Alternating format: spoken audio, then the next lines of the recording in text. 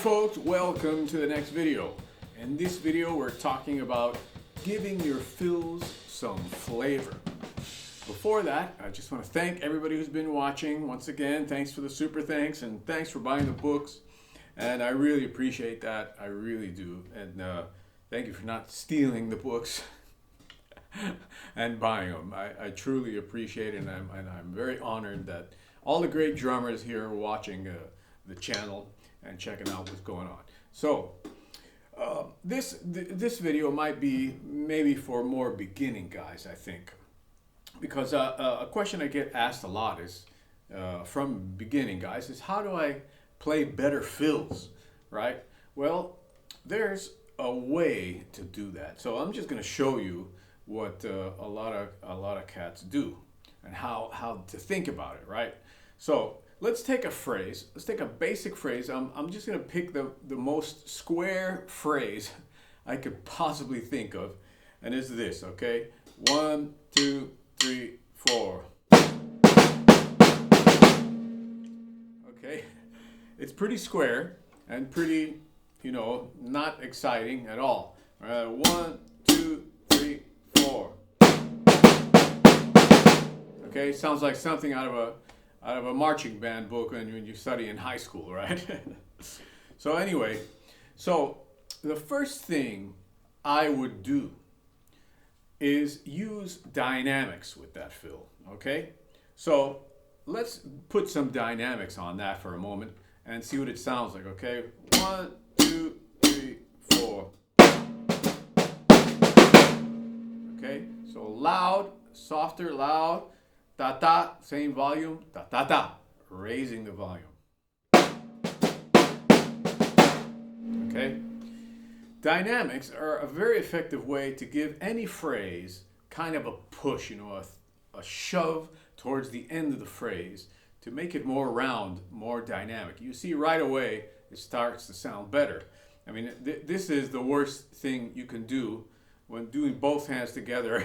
This is something I see a lot, actually. So 1, 2, 3, 4. Right? I would avoid doing stuff like that. So the next thing I would do is try to find the middle point of the phrase. Okay? So once again, I'm going to play it for you. 1, 2, 3, 4. Okay? The middle phrase is right here. The middle of the phrase is this. 1, 2, 3, 4. Okay? 1, 2, 3, 4. All right? So that's the half of the phrase, and then the other half of the phrase. 1, 2, 3, 4. Okay?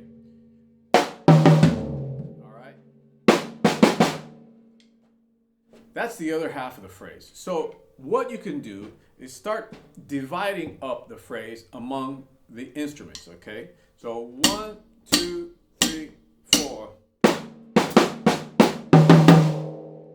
All right? 1, 2, 3, 4.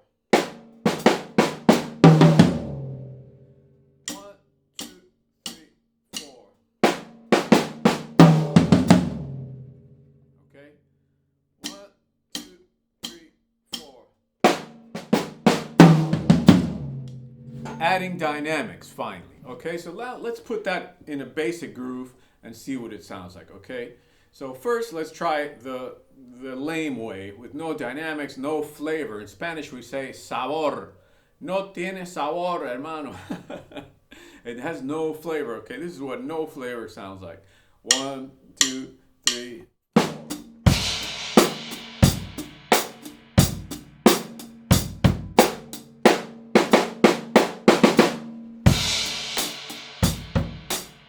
So it sounds like an exercise, something like I said, something out of a reading book, right?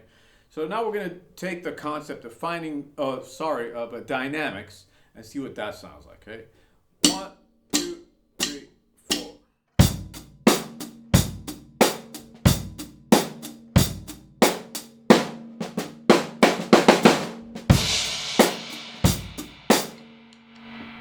okay, right away has a whole different kind of life.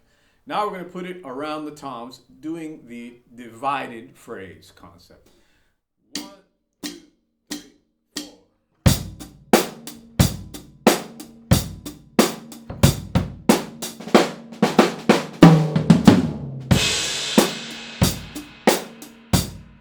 Okay, so you can see how you can think about fills. Now, another thing is the melodies between the two toms, right? What I like to think about is kind of like a wave crashing, right? So if you take this fill, for example, on only one tom, it's not as beautiful as you take it on two toms. So this is what that would sound like with one tom, okay? 1, 2, 3, 4. Kind of square, right? Instead, you put the low tom in the second half of the second part. 1, 2, 3, 4. Okay, and then finally adding dynamics. This is what it sounds like. 1, 2, 3, 4. At the end there, soft to loud. Okay. 1, 2, 3, 4. Sounds a lot better. So let's do it in a groove. 1, 2, 3, 4.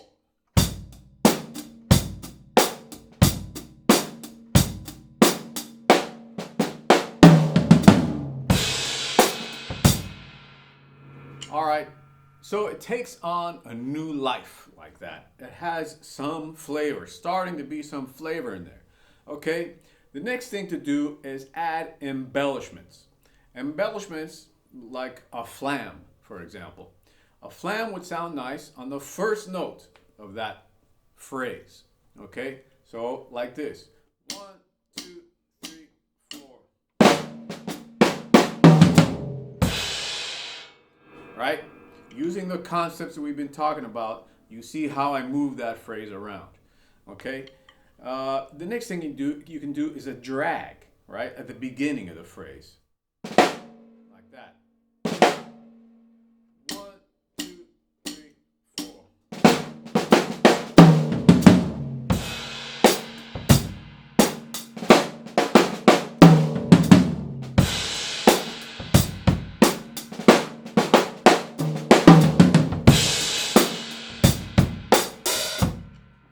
Okay, so now further embellishments, just adding a little bit to the phrase, a little bit at a time, okay? So instead of da do do don, da do do don, okay, we added a couple of notes in there. You have the same basic phrase, but you start to embellish it, gives it a lot more sabor, okay? Another thing you can do is trade the instruments on. Okay, you can add bass drum in there too. All right, so this is what it sounds like with some bass drum in there. 1, 2, 3, 4. Okay. 1, 2, 3, 4.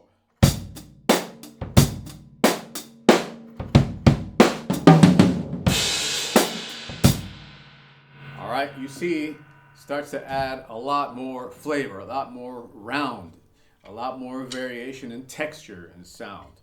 Okay, so now I'm going to put the flam in there, use the bass drum, and do a little embellishments on the toms. Okay, 1, 2, 3, 4.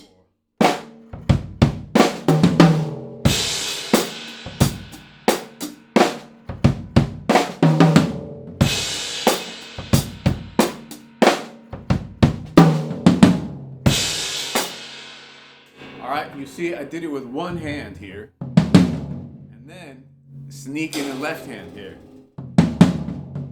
All right, a little subtle embellishment there, maybe inaudible, but it's kind of nice to do stuff like that.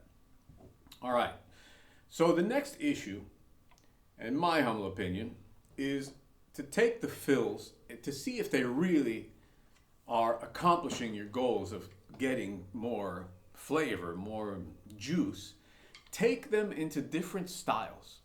So that way you'll know it's not the phrase, it's the player, right? If you can't put any phrase in an orchestration that has, some coolness, some vibe, then it's not the phrase, it's the player. Okay, you have to like train your ears to listen, to come up with things that give you an advantage when you're trying to play fills, and that's what pros do. That we take any phrase and manipulate it so that it sounds musical. All right.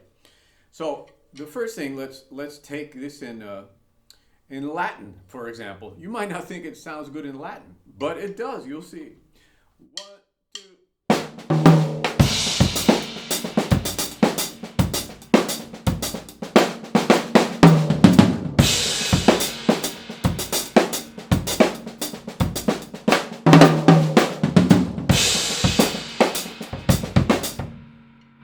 Okay, now one thing you'll notice is I'm ending on the duh on the right, on the upbeat there, and that helps give it a lot more, let's say, sabor, flavor to the whole thing, because it makes it more dynamic. So you see I'm using in dynamics, and I'm using the concept that we're talking about. And then what you can do in this situation is the natural vocabulary of Afro-Cuban, you can use it to enhance the fill even further. Okay, so a lot of times, in Afro-Cuban you have this laid back kind of feel depending on what you want to do, but there's these little tricks that you can do like this. One, two, three, four.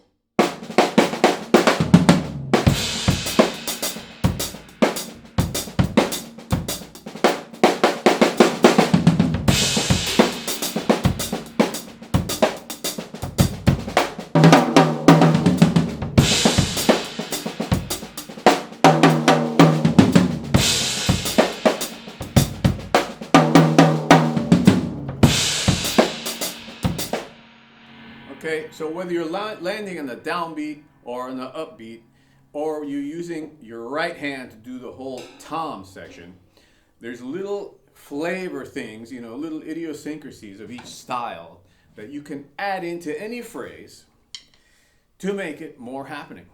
Okay? You can do it in Brazilian as well if you want to do a different style. Brazilian.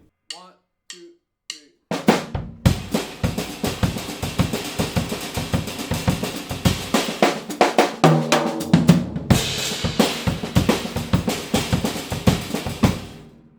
Right? In Brazilian, you've got a whole other flavor, so you have to get that flavor. You see, it's the same phrase. Pa, ta, ta, ta, ta, tu, tu, tu. Right? It sounds like square as hell if you just play it plainly. Okay? Can you do it in jazz? You certainly can. Check it out. One, two, three.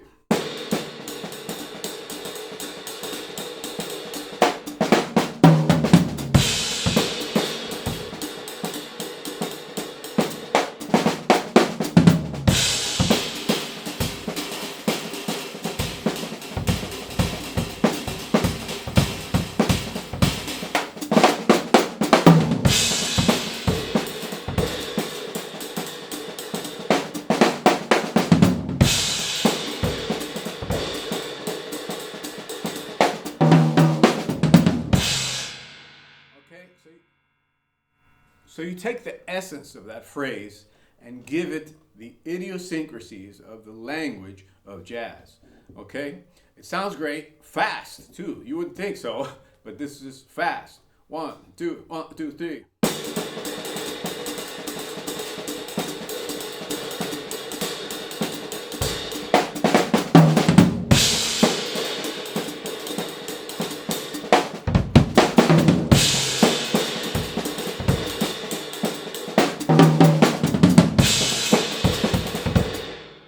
Okay, so it's the same basic phrase.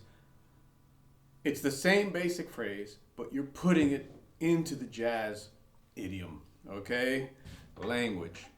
So with that, I hope you'll get an idea of how you can make your fills better.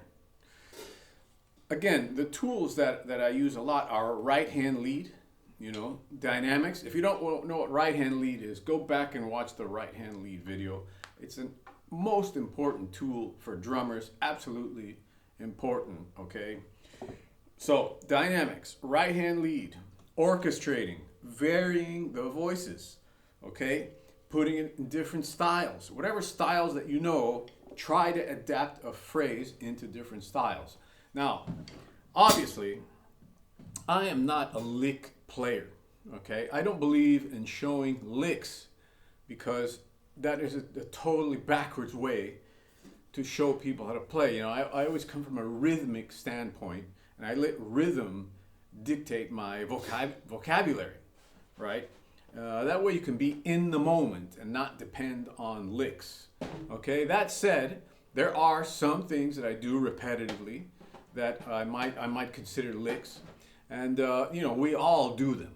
But it's great to have in your ability, you know, these concepts that we're talking about, so you can play freely. The worst thing you can do is be a lick player and just play one lick after the other that you learned and be totally robotic and mechanical. You'll get sick of playing really fast that way. Okay? So, as usual, if you have any questions, please, you know, hit me up here on the page, and I'll try to help you out some more. Now I'm just going to play a little bit for you and do some fills and stuff, and hopefully you'll recognize this one we're talking about.